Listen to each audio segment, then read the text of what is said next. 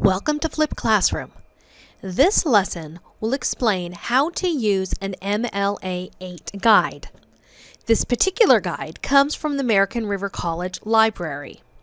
It simplifies the information that can be found in the complete MLA 8 handbook.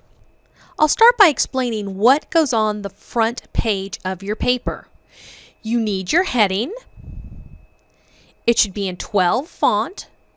The title should be in the center of the page. Do not underline it. Do not italicize it.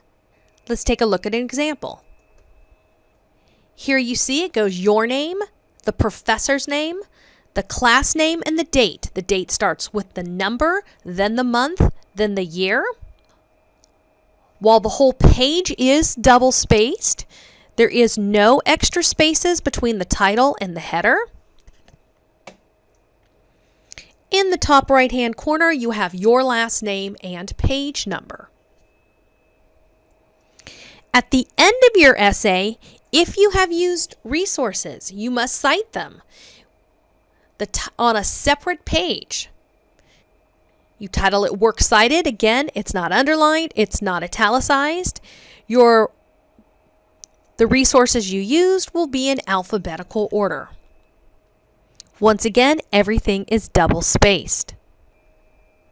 Whenever you paraphrase, summarize, or directly quote from an outside source, you need to cite it on the Works Cited page unless it's considered common knowledge.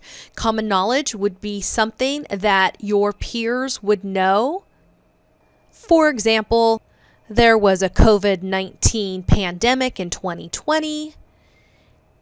And the first president of the United States was George Washington. In that case, you would not need to cite it. It is common knowledge. When you do have a citation, in addition to listing it on your Works Cited page, you have an in-text citation, which typically ends with the author's last name and page number. But there are exceptions to that rule. Some sources don't have an author. In those situations, begin with the title. Titles of books should be italicized. As a rule of thumb, if your source has no author, no specific version, no other contributors, or other information, just leave it out. Skip it and move on to the next piece of information. An MLA guide will give you examples, such as how to cite a book, how to cite a print periodical, how to cite from library databases, how to cite from the internet, web sources, how to cite online videos such as YouTube and TED Talks.